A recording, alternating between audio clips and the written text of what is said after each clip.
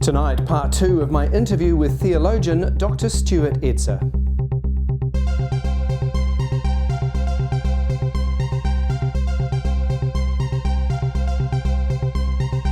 Hi everyone, welcome to the program. This is GayTalk. Tonight I'm Andrew Whiteside. Now last week I interviewed Dr Stuart Edser, theologian and author of the book Being Gay, Being Christian.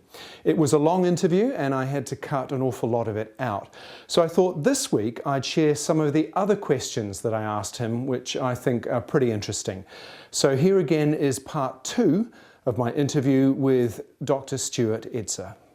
I've always found it quite interesting. I've known a lot of Christian people, straight Christian people, who are very accepting of homosexuality, and obviously I've encountered those who aren't. And I'm curious, do you have some thoughts about which came first? Was it because it was in the Bible, therefore people have developed homophobia, or the other way around? Are they using bits of the Bible to justify some feelings that they already have, or a combination of that? Certainly there are sort of fundamentalist Bible-believing Christians who use the scriptures, I think, in a false way to vilify gay people. I think it's unconscionable, I think it's wrong, it's obviously harmful, nasty, and a lot of gay people, including myself, have been hurt by that style of thing. For some of them, perhaps, there is some struggle within their own lives, perhaps, of same-sex attraction or desire. That's certainly in the psychological literature, in both the personality stuff and some of the physiological measures that we can do that I actually mentioned in the book. That is there. I would think, though, that's probably not the main reason. Certainly for some who are particularly strident, particularly noisy, you've got to wonder what's going on in this person's life. You just have to. But I think for most of them, they see themselves as the protectors of God's reputation. And they see themselves as the protectors of the Bible's reputation. So they have to kind of uphold this book and say, this is the sole authority for our lives, ethically, how we act, how we behave. Now, I don't believe that anymore. I used to believe that, but I don't believe that anymore. I actually believe also in the Spirit of God's working out in our lived experience. For me, I didn't find peace until I accepted my sexuality. I didn't find peace until I chucked off the religious trappings and actually got real with myself and probably with God at the same time. So I think all those things are there. The Catholics are a little bit different because they go right back to the beginning. So you go right back to medieval times, and they kind of formulated their ideas on what they call natural philosophy. And the natural philosophy is sort of based on what's in the natural world is good, and anything that doesn't seem natural can therefore not be good. And so homosexual acts or homosexuality in that medieval period didn't really seem fit in there, so therefore it can't be of God. And so they also had this idea in Catholic teaching, in their human sexuality stuff, on what they call complementarity. So that's very much physiology. So a man has a physiology, a woman has a physiology, and they go together, and that's according to the order of nature. Now, there are real problems with that for me as a psychologist, but also as a spiritual person. I think, firstly, it reduces sex and the sexual act to purely a physical act and physiology. In other words, it reduces it just to the plumbing, which bits go where. But I think sex for human beings, unlike other animals, is something much more than physical. It's also emotional, it's cognitive, and it can be spiritual as well. So that reductive thing to physiology just doesn't work for me. It also, that complementarity argument also ignores the more modern understanding that science has brought to us, that in fact there are homosexual pairings in the non-human world. In fact, we know that there are now over 1,500 species where homosexual pairings and bondings have been identified. So it's out there. Thirdly, I would say that for a gay person to be to have desire and be attracted to somebody else of their same gender is natural. You see, it's natural for me to be attracted by a guy or to a guy, all right? It would be unnatural, in a sense, to use that terminology, for me to be attracted to a woman, all right? So it's quite natural for a gay person. That's the way it's supposed to work. So I think on those three areas, the whole complementarity argument of the Catholic Church falls down completely.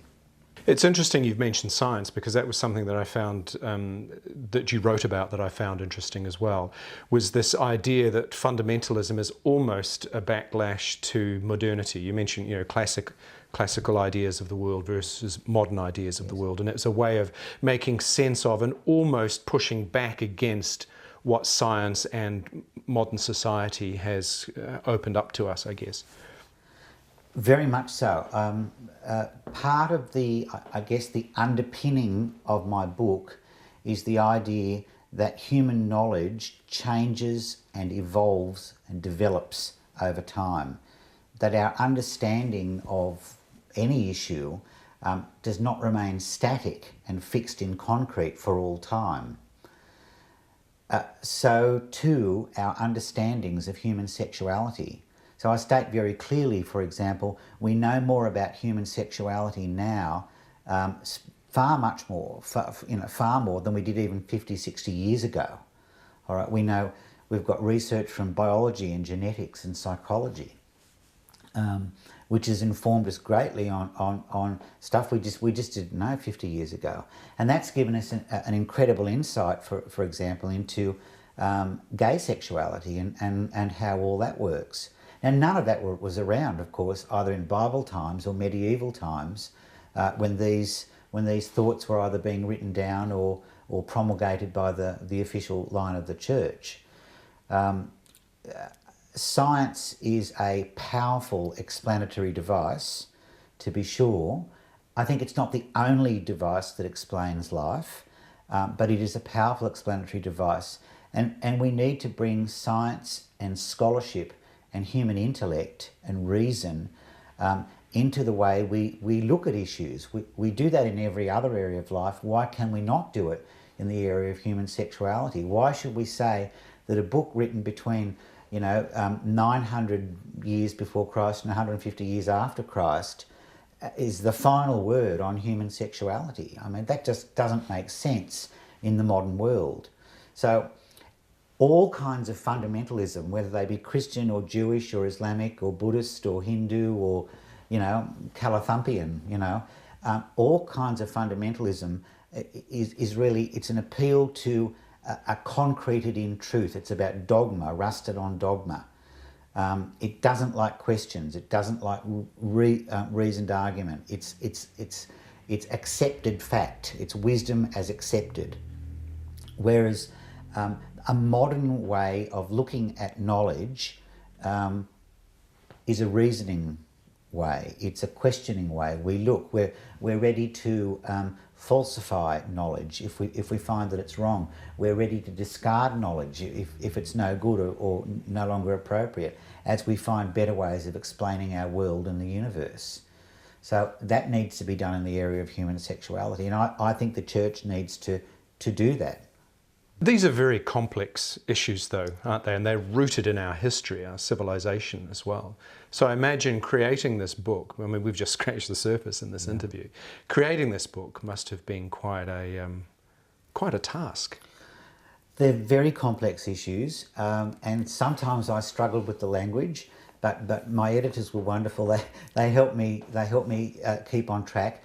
They're complex issues, and because they're complex issues, you can't talk about them simplistically, because it doesn't do them justice. So I've attempted to the best of my ability to write this book as accessibly as I possibly can without dumbing it down. And I've heard very, very good reports back to say that people have found it accessible and easily readable, despite the fact that some of the issues, especially in the first half of the book, are quite complicated and complex. But yes, we need to take these issues seriously and not flippantly. What would you say to somebody who is young, who's questioning their sexuality? They may or may not be from a religious background. What's the fundamental message that you would give to them in terms of their life and something that's affirming about their future? Okay, well, first of all, it would not be a God message. That's the first thing I'd say. It's a difficult question to sort of, what would I say to them kind of in a nutshell, because realistically they're probably not nutshell moments, these sorts of conversations. I want the person to know that having a gay sexuality is a really normal, healthy thing to have, and that it's also a wonderful way to experience life. That it's not a second rate or a second best way after being straight, that it's not it shouldn't be a disappointment. I'm gay, isn't that disappointing? I'd rather have been straight, kind of thing. I'd be trying to sort of gently push them in the direction of self-acceptance and self-love, and understanding that they're wonderful young people who can have a great future and who can not only survive but thrive and flourish in life and have their fair share of happiness like everybody else seems to get, and that being gay doesn't preclude them from having such a life. And just to flesh that out a little bit, to just try to excite them a little bit about how cool it is to be gay, how wonderful it is to be a gay person, to experience life through gay eyes. That's a great thing. It's not a second best. It's not the sort of bronze medal at the Olympics. It's still the gold medal as far as I'm concerned. And I'd want to try and help them see that and encourage them along those lines.